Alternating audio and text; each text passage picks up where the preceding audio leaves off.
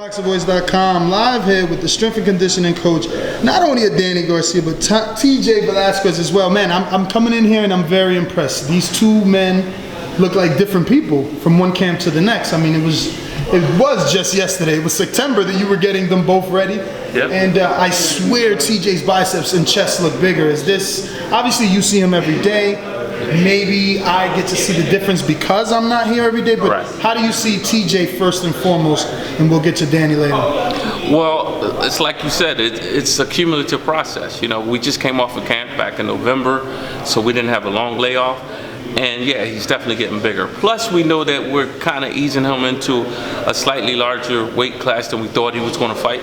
So it makes it a lot easier to put a couple extra pounds of muscle on him. So TJ was thinking of going, what, to 126? Yeah, we were thinking about 126. 132. Right, we were thinking 126 initially, but now we're pretty confident that, you know, he's not going to touch that 26, so it won't hurt to put on a pound or two extra muscle for him. Now, I seen you doing something there with the medicine ball where he was kind of like doing diamond push-ups, but not fully extending his arm. Right.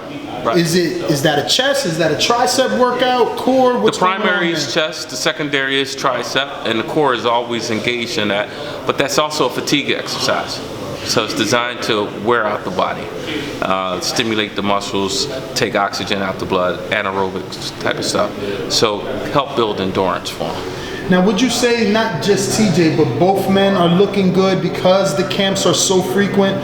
You know, I think September, now we're going back into a March, so there was really no time to take off outside of the holidays? I think that's, we talked about that a little bit last time. You asked me what was my preference. My preference is continuous fights because you can see the progress continue a lot better. So yes, that's a big key to it, but the other part is, you know, we know what we're doing. And I think I have a insight into both of their bodies and what they need, what they're using, and I always enhance those attributes instead of just having them do a football camp type of workout. It's the boxing camp for them. It's what their bodies need and use. Let's transition into the champ. Are you handling also the cooking aspect and nutrition, or is it just strength and conditioning?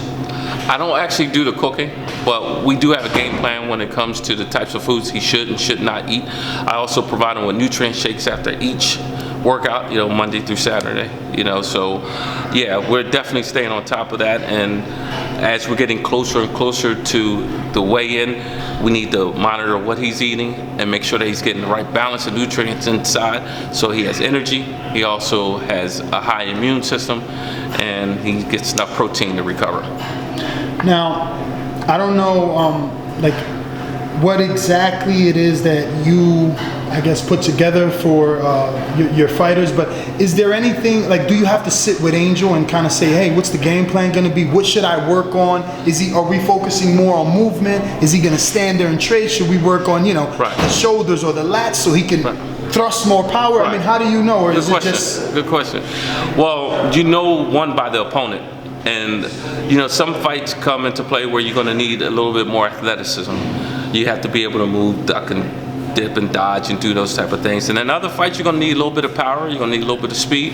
So depending on the opponent determines what attributes I'm going to work on, what body parts I'm going to enhance or make last longer or make stronger. And Angel definitely comes to play. Angel will say, hey, Tone, this guy moves this way, he moves that way. We need to be able to get away. We need to be able to engage. He'll say something like that, and then I'll take it from there. But the actual body parts, the actual usage of exercises, it depends on when I see them start to spar. Then I can determine what they're using the most, and I take it from there. Many people, I guess, a human being's given nature is to be humble. That being said, don't be humble. And tell me, are you using this fight as Tony Davis's coming out party? I know that obviously the fighter always gets the shine, but so much is being made of Danny having to move up. He's not a real welterweight. He's never been in with welterweights. I'm a real welterweight. I mean, these are all Keith Thurman statements. So are you taking it as added motivation to show the world just what Tony Davis can do in terms of bringing a fighter from one division to the next, not only safely, but obviously at 100% where he will be able to perform with someone who's been there naturally all his career throughout, amateurs and professional? Yeah. Absolutely. This is definitely a chance for all of us to go to that next level. And I haven't taken this challenge lightly. I haven't taken the move up, period, lightly on Danny. And I'm hoping that after this fight, everyone can see that, we know what we're doing and that we're the real deal. And it's no luck. It's no, they're just in there doing whatever they want to do. We have a game plan, always. And we know what we're doing. We always do it safe. We always do it healthy, all natural. We never do any additives or anything like that. So I'm very proud of that. And I'm hoping that my phone starts ringing after this. Are you 100% happy with the transition from 140 to 147? If my memory serves me correctly, you had about 2 catch weights, somewhere between 142, 143, then 2 official welterweight fights. Now this is the big one. Is this how Tony Davis wanted? I know you're not head trainer, but in terms of strength and You're conditioning, talking about in terms of conditioning. is this the way you want it, or do you need that one more before this big fight? No, because I enhance his natural abilities. He's physically ready. He's mentally ready. He has moved into his man size. It's time to take his weight serious and take him into more muscle power. And I'm happy. I'm happy the way it was going. And I like the way. In fact, I thought we could have done it a little bit earlier. We could have transitioned a little bit earlier. But I'm very glad that we're here, and I think he's ready. And it's a fantastic thing. Statistically, society says males start to mature 29, 30, they get that bug, they want to settle down. Obviously, Danny has a different upbringing. He's been raised in the gym. He's already, with a woman that's going to probably be his wife. He's already started a family. Has any of that changed? Have you noticed anything different from, obviously the wife has always been there, but the child now, is there a different, do you see a different, an eye of a tiger, as they say? It's so cliche, but do you see him more hungry, being as though he has a family outside of the mother, father, sisters? Absolutely. And, he always mentions that no matter what, Philly makes him happy. That's his joy. And he's fighting now not just for himself, but for her. And he's mentioned it before, it's about his legacy and also being able to leave something on to his children, So absolutely, it's made him more hungry, and it's made him more focused, because now he realizes it's more than just him. Everything was Danny Garcia. Whatever, he lived and died in the ring. At the end of the day, he would always say it's only him that could go in there and fight and do what he has to do, but now he's fighting for him and his baby. So that's real special, and they're doing a good job, him, Erica, and the rest of the family. Obviously yourself and Angel want to see the W, but let's say for the other strength and conditioning coaches, the bigger named Alex Arizas, Angel Memo Heredias of the world. Then Angel just longer. Larry Wade, right? What do you need to see in Danny after those 12 rounds are over? Preferably he gets the win. What would you have wanted to see? Not the win, not, offense. What would you, as a strength and conditioning coach, to feel like I did my job? What is it that you're looking for?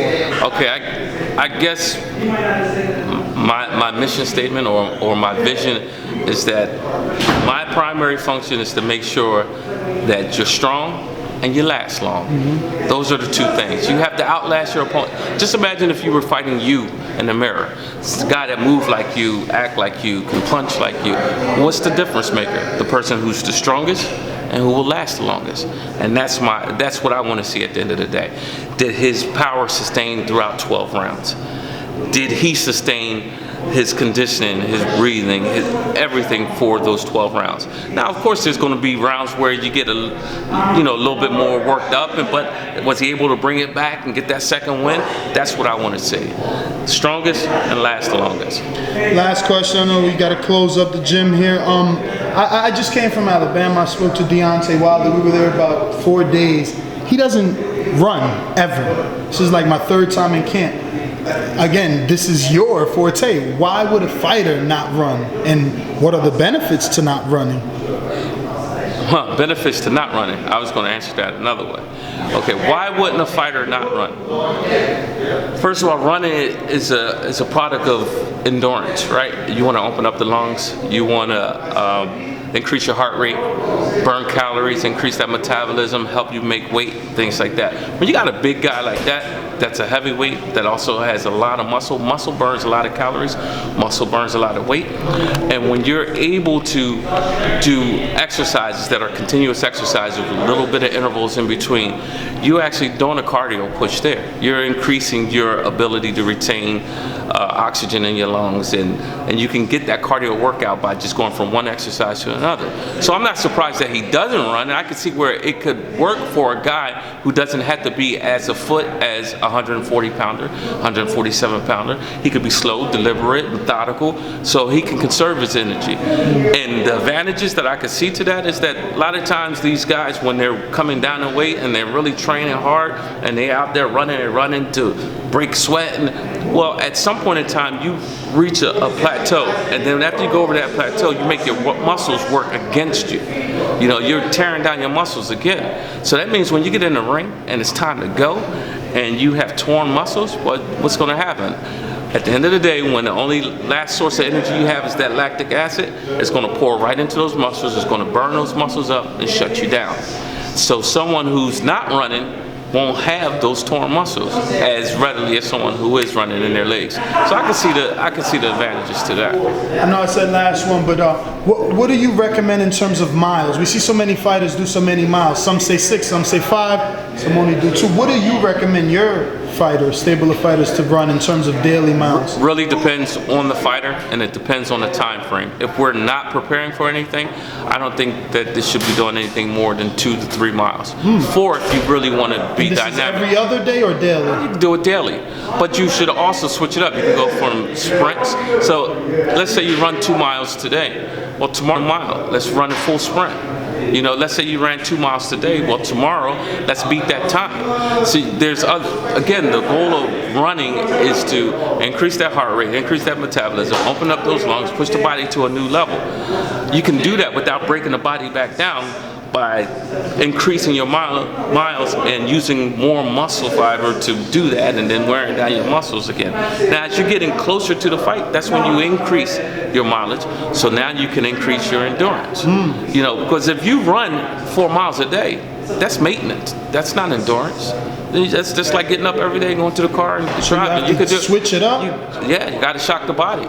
You got to mess with the nervous system. You got to mess with the body, mess with the muscles. You got to do all those things in order to get that extra level go to the next level. Well, Tony, man, we'll see you March 4th. Wish you the best of luck, and hopefully you guys come back to Philly with that W. And the world knows, new strength and conditioning coach in town. Yes, sir. Thank you. All right, thank you. All right. The sight in the game, 'cause see the boxing voice.